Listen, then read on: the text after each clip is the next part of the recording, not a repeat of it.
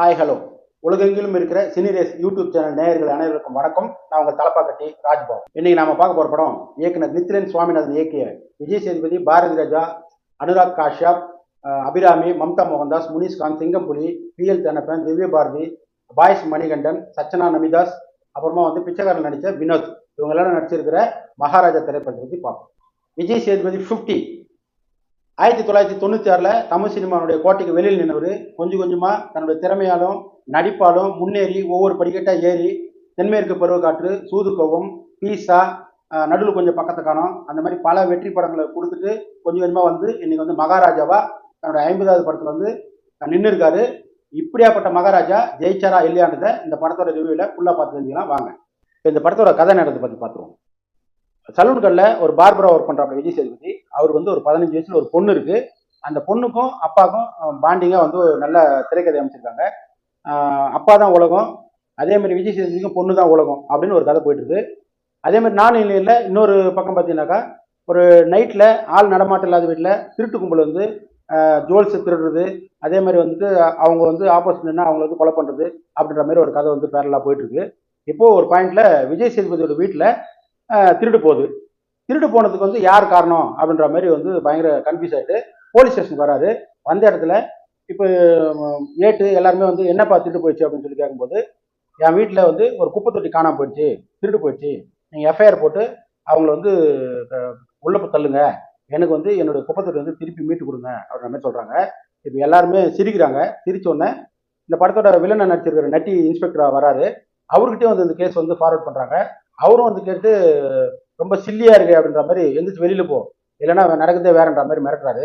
இப்போ விஜய் சேதுபதி சார் நீங்கள் ஒன்றும் சும்மா கண்டுபிடிக்கல, நான் உங்களுக்கு 5 லட்ச ரூபாய் தரேன், என்னுடைய குப்பை தொட்டி எனக்கு ரொம்ப முக்கியம், என் பொண்ணுக்கு ரொம்ப முக்கியம், என் உயிரை அது மேலே தான் வச்சிருக்கேன், என் பொண்ணு அந்த குப்பை தொட்டி மேலே தான் உயிரை வச்சிருக்கா, அவள் டூர் போயிருக்கா, வரத்துக்குள்ள நான் அந்த குப்பை தொட்டி வைக்கலனாக்கா என் மனசு ரொம்ப கஷ்டப்படும், என் பொண்ணு ரொம்ப வேதனை அடைவா, அதனால எனக்கு இன்னும் 2 லட்சம் சேர்த்து 7 லட்ச ரூபாய் கூட கொடுக்குறேன், இந்த கேஸ் நீங்கள் எனக்கு கண்டுபிடிச்சி கொடுங்க அப்படின்னு ரொம்ப சோகமாக மனசு உருகி வைக்கும்போது, நட்டிக்கு என்ன தோணுதுன்னா, இதுனே குப்பை தொட்டி லூஸ் மாதிரி 7 லட்ச ரூபாய் செலவு பண்ணுவாங்களா, சரி இது நம்ம விசாரித்து கொடுப்போம், ஏன்னா பணம் செலவு பண்ணுறோம் இல்லையா அப்படின்ற மாதிரி அவங்க சீரியஸாக இறங்கி கேஸ் இன்வெஸ்டிகேஷன் பண்ணுறாங்க.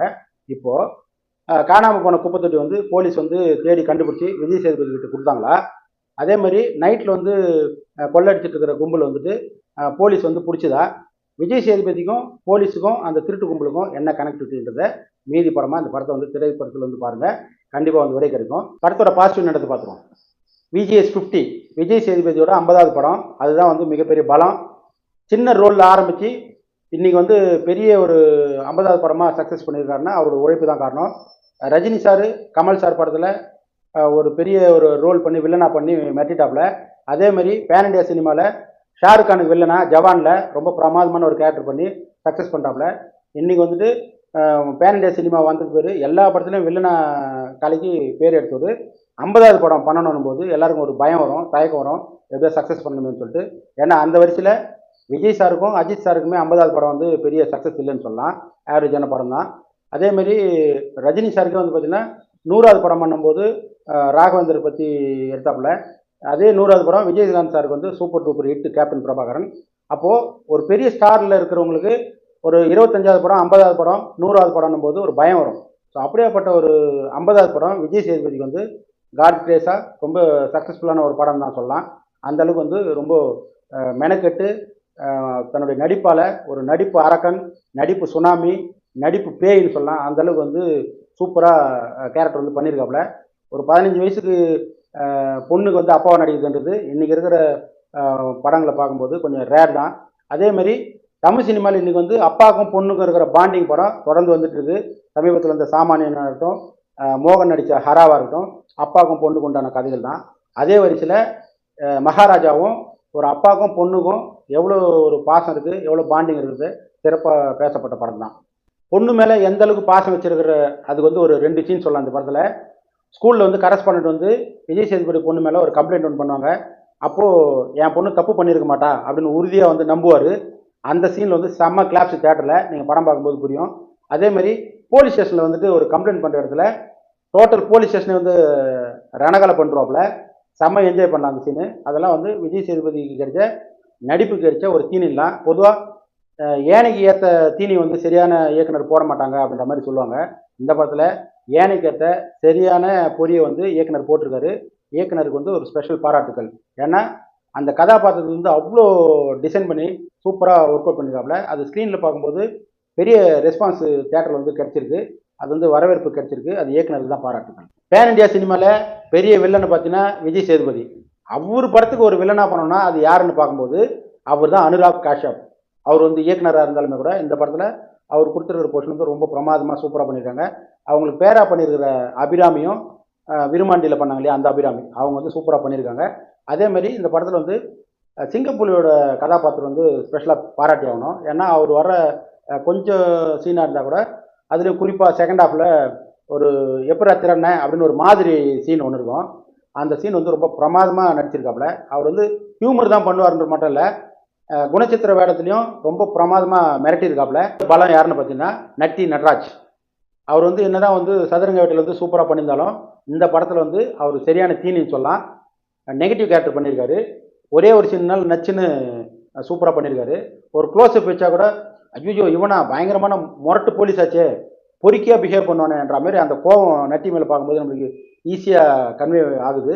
அதே மாதிரி அவர் சீன்ஸில் வந்துட்டு ஒரு காமெடி வர இடமா இருக்கட்டும், ஒவ்வொரு திறன்களும் ஃபோன் பண்ணி அந்த கேஸில் நீ வந்து ஆஜராவியா, நான் பார்த்துக்கிறேன் அப்படின்னு சொல்லி கேட்பாப்புல.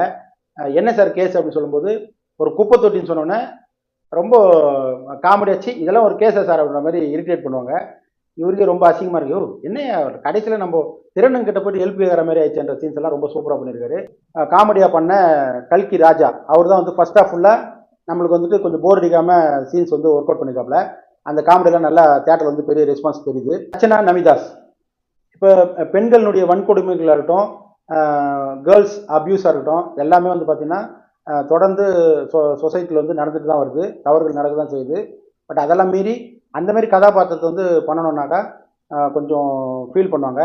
பட் இந்த சச்சனா நமிதாஸ்ன்றது வந்து ரொம்ப இயல்பாக ரொம்ப சூப்பராக ஒரு சென்டிமெண்ட் சீன்ஸாக இருக்கட்டும், அப்பா பொண்ணுக்கு இருக்கிற பாண்டிங்காக இருக்கட்டும், ரொம்ப இயல்பாக பண்ணியிருக்காங்க.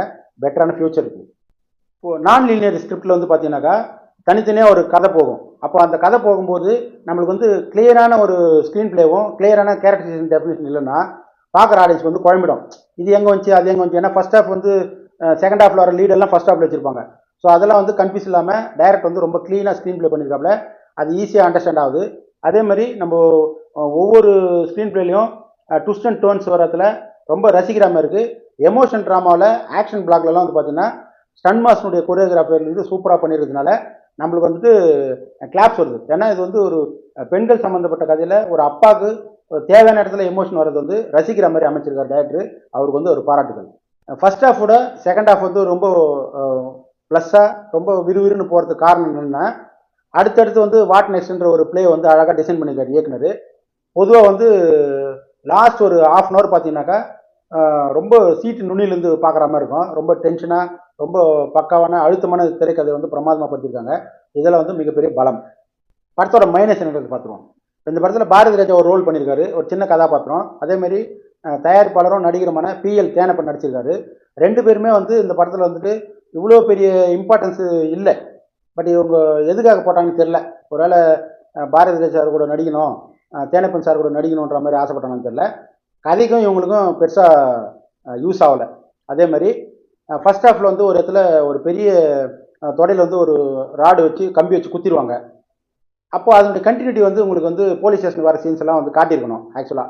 பட் இயக்குனர் வந்துட்டு இவ்வளோ நல்ல ஸ்கிரிப்ட் பண்ணிட்டு இந்த மாதிரி சின்ன சின்ன லாஜிக் மிஸ்டேக் ஏன் பண்ணாருன்னு தெரியல. அதே மாதிரி செகண்ட் ஹாஃப் வந்து விறுவிறுப்பாக போகுது. ஃபர்ஸ்ட் ஹாஃபும் வந்து பார்த்தீங்கன்னா போலீஸ் ஸ்டேஷனில் வந்து ரிப்பீட்டட் சீன்ஸ் சில விஷயம்லாம் அங்கே வந்து கொஞ்சம் கதை மூவ் ஆகாமல் ஸ்தம்பிச்சு நிற்கிற மாதிரி இருக்குது. அதெல்லாம் இன்னும் கொஞ்சம் டைட்டாக கிரிப்பாக வந்துட்டு ஸ்க்ரீன் ப்ளே பண்ணியிருந்தாங்கன்னா செகண்ட் ஹாஃப் மாதிரியும் ஃபர்ஸ்ட் ஹாஃப் வந்து சூப்பராக இருந்துன்னு சொல்லலாம். 3 நாளுக்கு அப்புறம் தொடர் தோல்வி இருந்த விஜய் சேதுபதிக்கு இந்த 50வது படம் ஒரு தங்க மகுடம் தங்க கிரீடம் அமர்த்தின ராஜாவை தான் சொல்லிக்கிறாப்புல. கண்டிப்பாக தியேட்டருக்கு போங்க, என்ஜாய் பண்ணுவீங்க. ஓல்டு மேன் மகாராஜா படம் பார்க்கும்போது இது எங்கேயும் பார்த்த மாதிரி இருக்குது அப்படின்னு உங்களுக்கு தோணுது, புரியுது. 20 வருஷத்துக்கு முன்னாடி ஓல்டு பாயா கொரியாவில் வந்து ரோடோட திரிஞ்சிட்டு இருந்த பையன் தான். இப்போ 2024 old boy to old man Maharaja தொடர்ந்து 6 மாதமாக நம்ம தமிழ் சினிமாவில் பார்த்தோம்னா மலையாளத்துலேருந்து வர படம் பிளாக் பஸ்டர் ஆகிருக்கு, தெலுங்குலேருந்து வந்த படம் கூட நல்லா ஓடி இருக்கு.